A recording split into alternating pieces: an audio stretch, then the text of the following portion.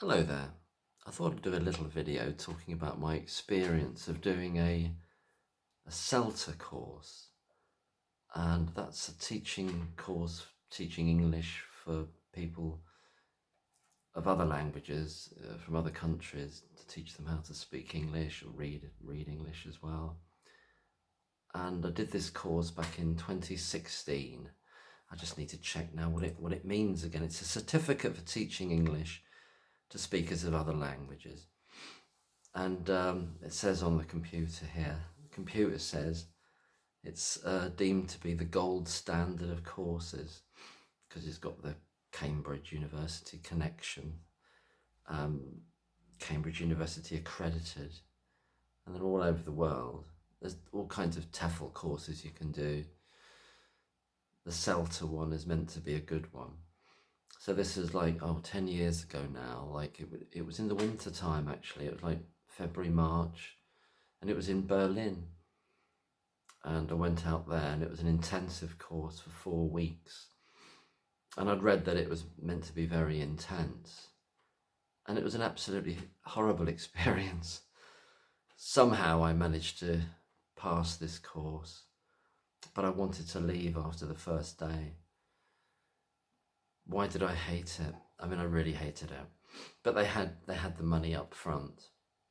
Well, just to go back, I thought, well, I could combine travelling a bit. At that time, certain things had happened, personal things, and I thought I'd like to try travelling a bit, and if I could do this job, if I could do a job like teaching English, then I could combine travelling with working a bit in other countries. I always wondered about it. So I was 50 years old then, or 49, 50. And so I sort of researched it a little bit. It sounded all right. I didn't see any warnings, actually. I saw all the warnings afterwards.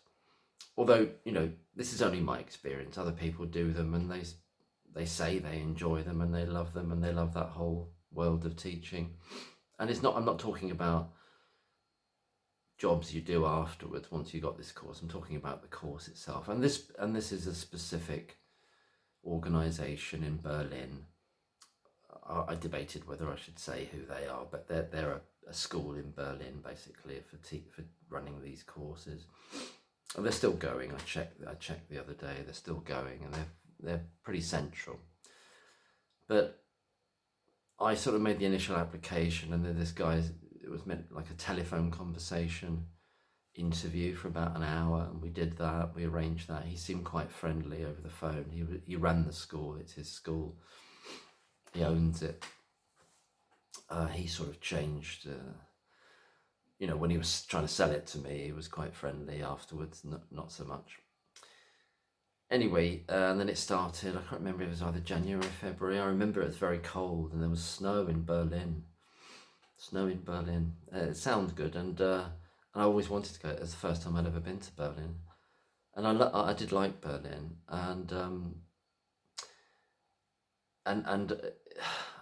another mistake is that I took the package which included the accommodation, which was up near, I think it was Friedrichstrasse. That was quite central again, and it was about 2 or 3 stops, or you could walk it to the school in about 40 minutes, something like that, at a fair pace. You crossed over, there's a famous road called Unter den Linden, and you crossed over there and you went a bit further, and eventually you'd find this place. And I walked it quite often actually, and walked it back. But, I don't know, there's so much to say about it, but I don't want to make a huge video. After the first day, something really hit me. I just don't, these tutors, we had these 2 tutors, and I really had this really bad feeling about both of them. Before going, just to say something else, I'd tried to stop drinking, and I wasn't drinking at all. And I was planning not to drink at all there. But after that first day, I got pretty hammered and felt really ill the next morning. And I was sharing this flat with, I think it was 3 other people, 3 I think. think it was 3 in total, 2 or 3. I think 3. And this other lady who was on the course, she convinced me to go in. I said, I don't want to go in. I can't. I don't like this. It was like almost instantaneous. It was to do with their manner and everything about it. I just felt this is wrong, and why am I here? And I'd broken this sort of thing. I said to myself about not drinking as well. But then that factors in much more as it goes on. These 2 tutors I thought were awful. I thought they were absolutely awful, kind of bullies and quite intimidating, or attempting to be intimidating. And I thought they were just really, really bad. And I thought the whole ethos of the course was awful, the way you're meant to be trained to teach other people. And I mean, just an example, they'd say, oh, don't say please or thank you to people, there isn't time. You just got to go. It's like da da da da da, go go go, and you're meant to be on this kind of. And another aspect of it was that you could spend like, you're being trained to spend like 40, 50 minutes of a lesson just letting people get on with it. People who are speakers of other languages, and they're just speaking to each other and they're just repeating problems they got with the language to each other, and you're just meant to be observing, and you're meant to come and sit with them and just do a little thing and move around and just sort of like be in the shadows and come out. And I just thought it was horrible.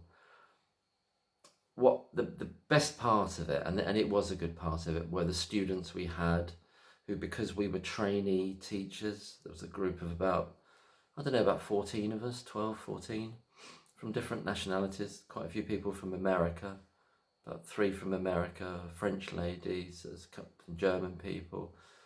I can't think if there were anybody from England. There was a lady from South Africa, a few different nationalities, you see. And the best part was the students that we had, and I really liked them, and I liked talking to them.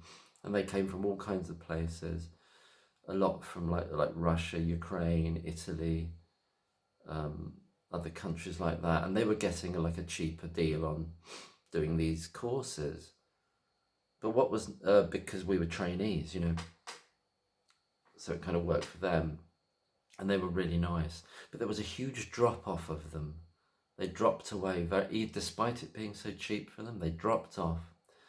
And I talked to some of them, the students, and they'd been having lessons for like 12, 13 years, some of them, and they hadn't seemed to have learnt that much, really. And I think it's because of the model of this sort of teaching that they were doing there, which was ghastly. It looked good on paper. Back to the tutors, I mean, there was one that, it's the idea that you had to kind of, you know, pick a subject to talk about. And you'd pick and what he did as an example, he showed us. He was into fencing, not putting up fences, but, you know, fencing. And he did this whole hour thing while we watched him do it to the students that we had, all about these fencing terms. I mean, how many people are doing, I mean, nothing against fencing, but it's quite a niche thing, isn't it? It's quite niche. And he started talking about the names of the swords and the different positions. And it was just awful. It's just awful.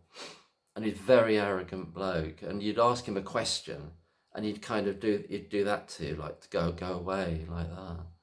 And the other one, his example lesson that he showed us was all about himself, about all the names he'd gone under, or different names that people had called him different things, and all these jobs that he'd done. It's all self-directed about him. A bit like this video. No, but I'm just trying to explain what my experience was, which was awful. Anyway, this lady, there was a lady from America, I think she was from Texas. She convinced me to go in, and we walked in, and I just went through it. But what I saw is actually everybody's confidence being stripped. I saw everyone on that course, a 4-week, very intensive course. And it was just all that unnecessary pressure. It was just over the top and ridiculous. And all this just kind of weird, over the top, intense pressure on people.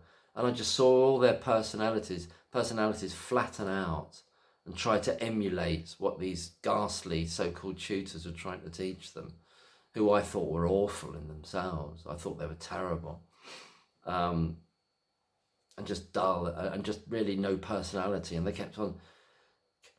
The one lady who was on from South Africa, I'm not making any other things about so that anybody could be recognised. I'm not even saying where it was. It's 10 years ago as well.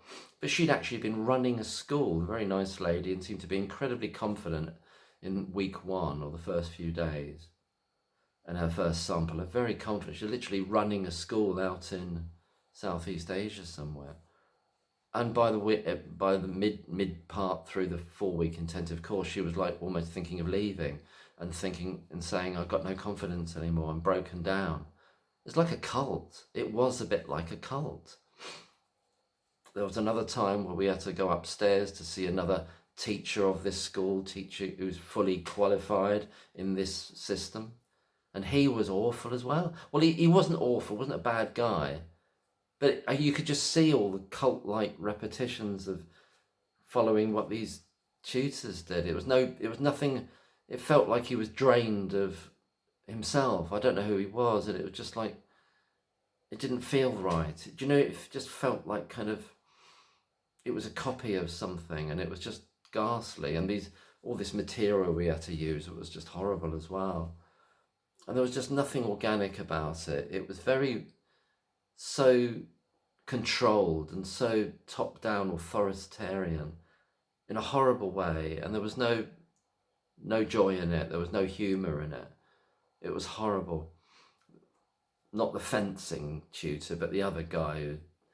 He kind of like loom over you, and you're filling in something. They're doing some exercise, and he'd like loom right over you and start like being really kind of verbally quite bullying in a way. And I told him to step back once. I just said, you need to step back.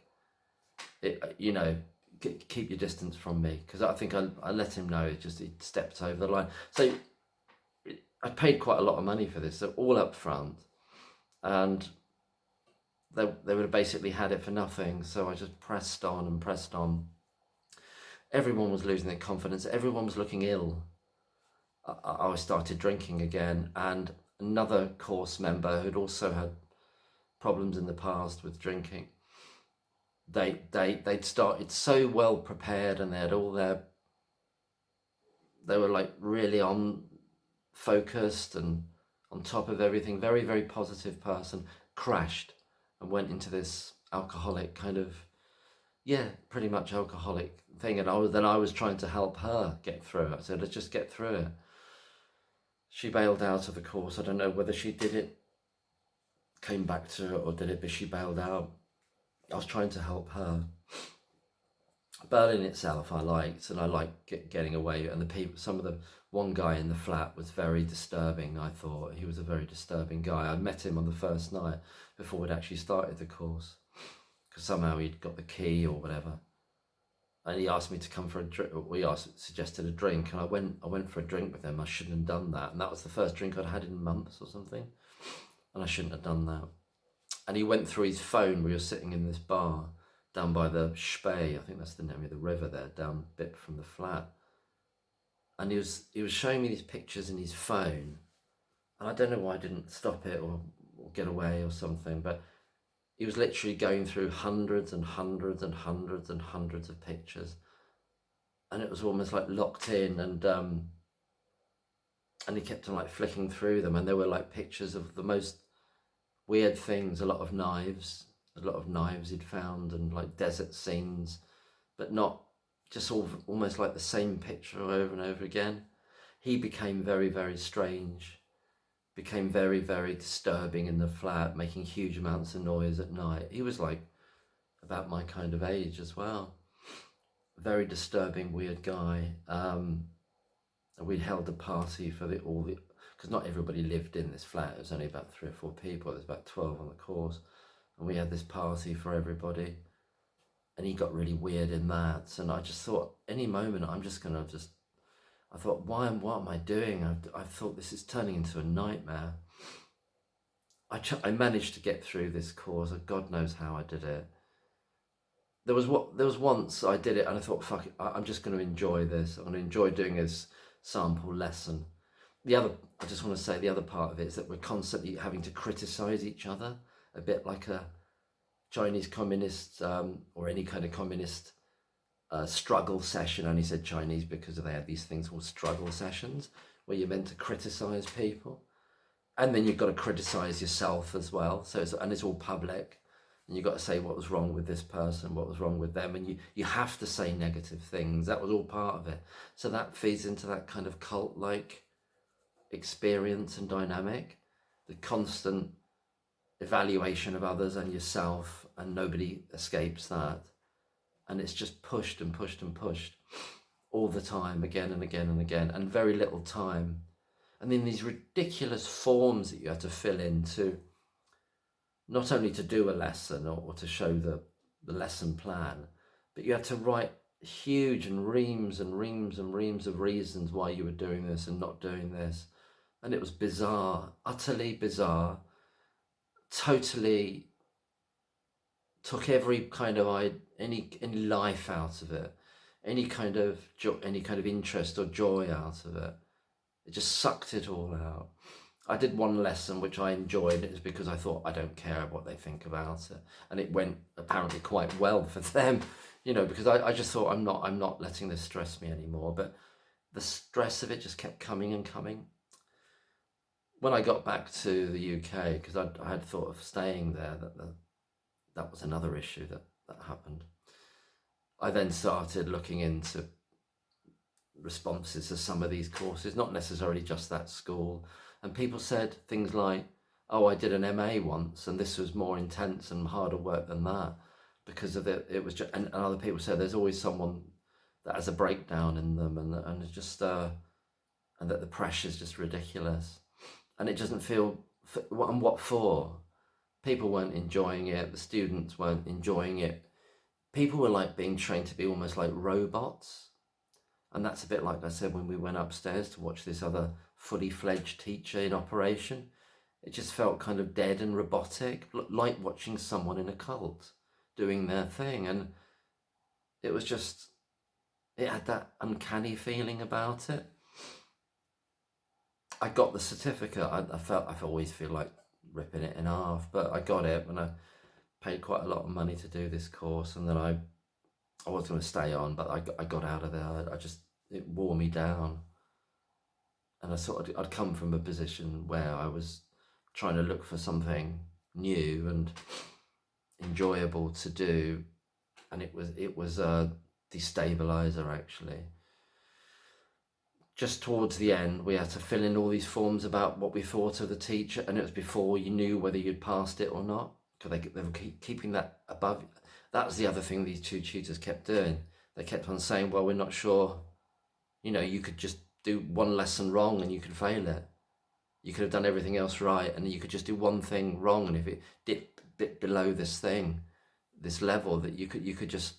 And this is what that lady that I said about from South Africa, who was running her own whole school already. She was like a headmistress of a school, but wanted this CELTA thing, this qualification. She asked me to go for a coffee once and said, look, I'm worried I'm going to fail this. I need this really badly. I really need it. But but one of the tutors has just called me in and said I could potentially fail it. So they keep you on these tenterhooks, that you're always on the edge of failing all the time. Over what though? It's just bizarre. It was just like a cult, really horrible.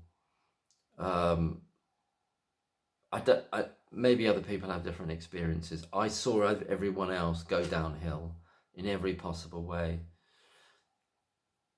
There was a nice lady on the course from France, and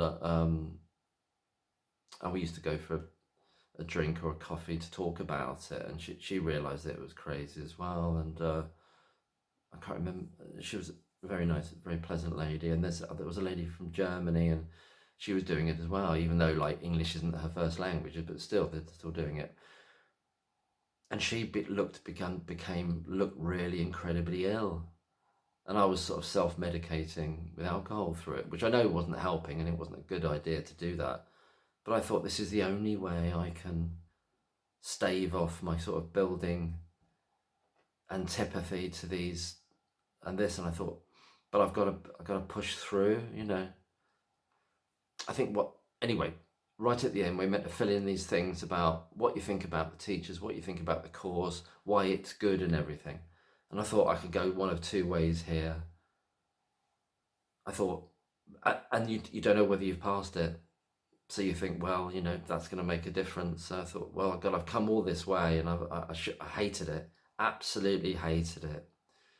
But I really liked the people we were teaching, and that's a separate thing. I really liked them, but you've always got these goons, these couple of goon tutors there, two of them.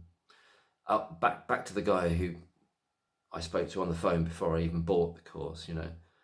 He turned out to be really weird. He was really friendly on the phone before you bought the course, and when I got there, he'd literally blank you when you said hello to him. You'd see him in this corridor, he'd literally blank you. So, just an arsehole. Anyway,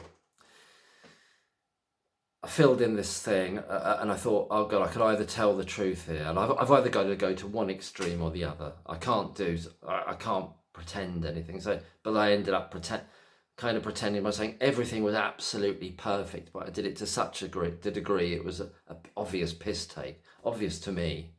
But I think the people that would have seen it would have thought, well, no, he thought it was great. So it was either that or to say that you're a bunch of nutters and I think you're awful. In which case they could have said, well, that was the caprice that they had.